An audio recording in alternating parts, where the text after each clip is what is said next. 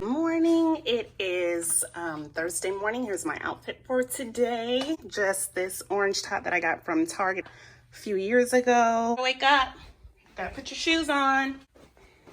Having a feeling of wanting to know more. It is an adjective. Here's my example sentence. I ask a lot of questions when I'm curious about something. Let me see if I do a line for the other page. Yep. So on this page, the ladies are knitting madly. They're talking loudly. The knitting club is getting going. Does any of this have to do with Mr. Putter's problem? No. Are we going to put that on our visual tool? No. Let's go to the next page. So we're going to put his name inside the star, the best kind of star that you can do. Remember, I'm no artiste myself. I just do my best. Mr. Putter. And on the line, what are we going to write for his goal? Right, he wants to make Mrs. T-Berry happy. That's his goal. And I don't have to write Mr. Putter wants to make Mrs. T-Berry happy because look, I already have Mr. Putter's name in my star, right? Let's look at our first step. We haven't found an event yet that relates to him trying to make Mrs. T-Berry happy.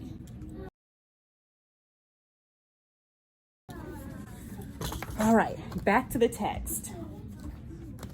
Can you read this page for us? Chat. Went tabby tea. Stop. Okay, so what's happening here is I'm doing a small reading group. Ever since I received my very first training ever in guided reading, it's been preached, don't do round robin reading, which is where like all the kids sit at a table, they take turns reading. And that's kind of what it seems like here. But the reading program that we have, it doesn't really allow for guided reading, which I think that K through 2 guided reading is a must. And so this is just like how I have kind of adapted the reading program so that I can still hear my students read each day and take running records on their reading. And our reading groups are more so focused on reading comprehension than decoding skills or those types of things. But you know, if you teach in the primary grades, you know that those things are still a must anyway. So I just have to find a way to squeeze those things in because I feel like my students need it. Before we go to the next page, and this is what you guys need to do when you're working on your own, ask yourself this question. Did something happen on this page? Because if something happens, that's an event, right? Hot dog, yes, ma'am, that's what I'm looking for. Something did happen. Tabby's looking at all the needles. She's looking at all the yarn. She's getting excited. Her teeth are chattering. She's going chat, chat, chat, chat, chat, chat. Like she's starting to get really excited, right? But Kennedy just told us this doesn't have anything to do with him trying to make Mrs. T-Berry happy. So are we writing anything from these pages down? No. No, we need to keep going. You are a good neighbor. This is just what Mr. Putter wanted to hear. You may have a seat, my friend. All right, guys, so what is going on here? I'm obviously doing a small group and I have a young scholar who walks up to the table. I tell him that he may be seated. Whenever I am asking a child to sit down and I'm doing a verbal redirect instead of a nonverbal, I usually start off with you may, because to me it just sounds nicer than go sit down, right? And I feel like by saying you may, it lets them know what they are allowed to or what they are supposed to be doing. Is this a procedure that you have trump type? And when I say procedure, do you still have kids who would, before quarantine, would be coming to the small group table and interrupting your lesson? Or is that something like that is just smooth sailing and that just didn't happen anymore? And if you have it smooth sailing, how did you set that procedure up? Because this is obviously something I need to work on and become more consistent with. And so I did this school year for the very first time start putting these seasonal headbands on, like maybe reindeer antlers or bunny ears or just different types of headbands to give a visual cue to my students that I am working with your classmates right now. Do not disturb our teaching and learning. And so even when I had the headband on though, sometimes students would still come over to my small group table and I just point to the headband and like sometimes they still are talking and they eventually just go figure it out on their own. So anyway, leave me a comment. Let me know how your class does with this and how you handle this type of situation in the classroom. Is there anything on these pages that relate to him trying to make Miss T very happy. He was happy that Mrs. T-Berry said that he was a good neighbor.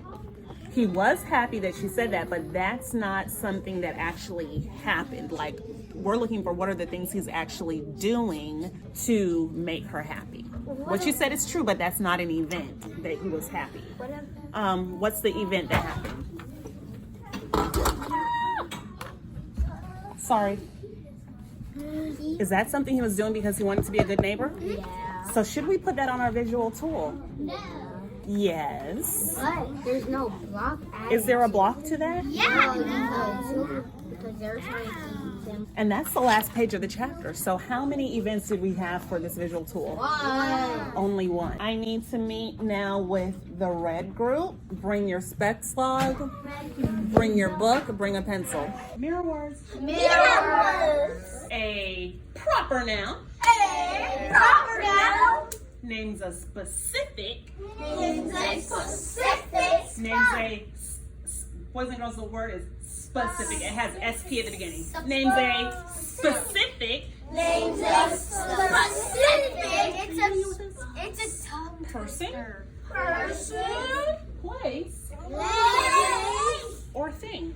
Or thing. Mirrors off. My mirror's on.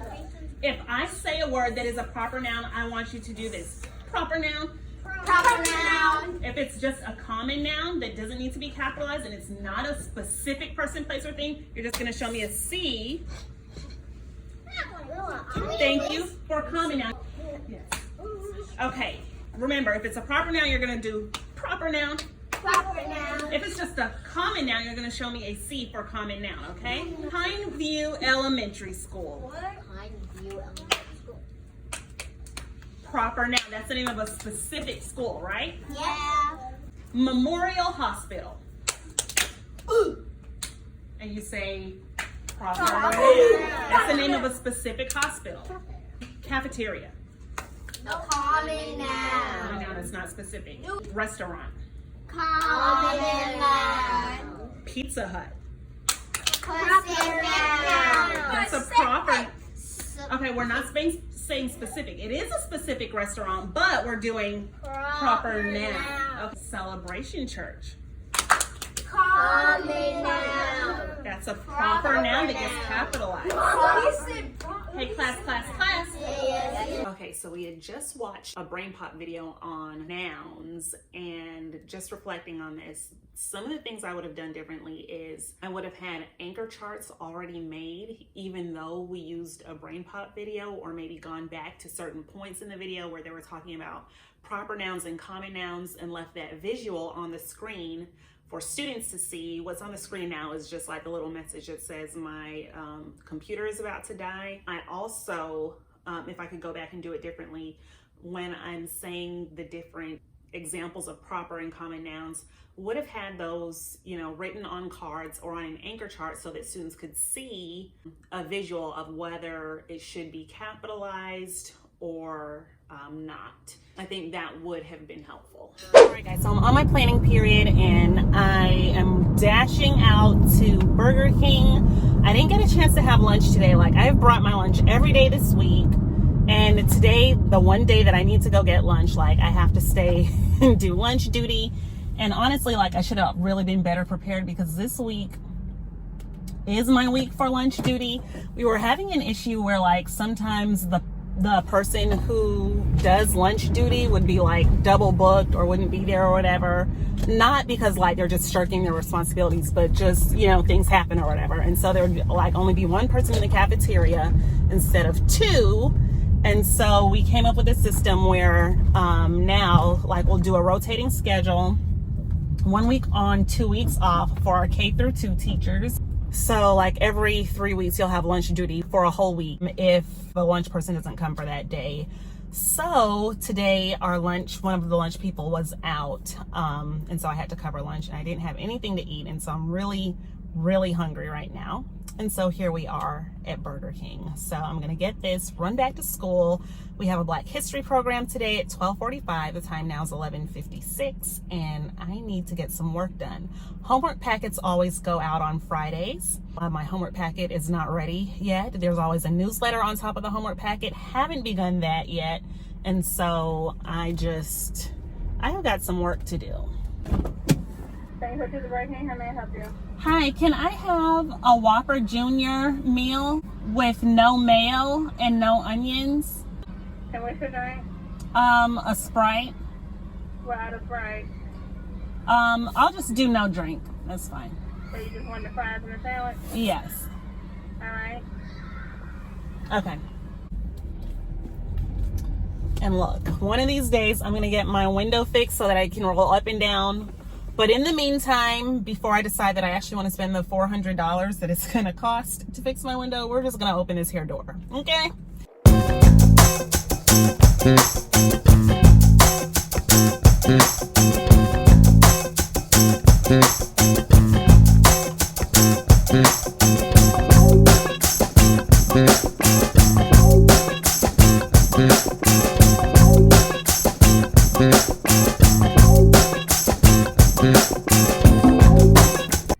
You ready for your surprise? Okay.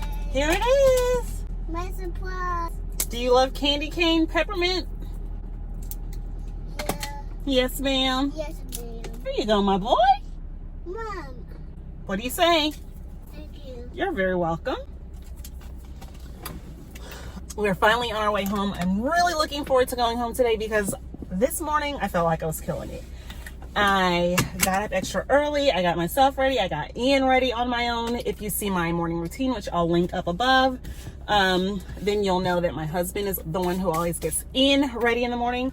He had to be at work extra early today, so I did it all myself. And I put a pot roast in the crock pot this morning, and I was just like, look, I am killing it today. Like, I am doing so well. Good morning, Ian Poutfish. And so I get in my car, start driving to work, and just when you think you have your stuff all together, good morning, Ian Squid. Look, just when I thought I had my stuff all together, I realized that I forgot to put deodorant on today. And whenever that happens, it's not really often, but whenever I realize that I've forgotten to put on deodorant, you have to wait, but I immediately start getting hot because it makes me nervous that I didn't put any on. And yeah, so there's that. But yeah, I'm really looking forward to going home today because dinner is going to be good. We seasoned up the roast last night. All I have to do is throw some rice in the crock pot and dinner is served. I'm going to small group tonight, so it just worked out perfectly. And I'm really excited about the fact that we have not eaten out for dinner one day this week. On Monday we had wingettes, yellow rice, and broccoli. On Tuesday we had tacos. Yesterday we had leftover tacos. And today and tomorrow is going to be pot roast. So yay us. All right, guys, I'll talk to you later.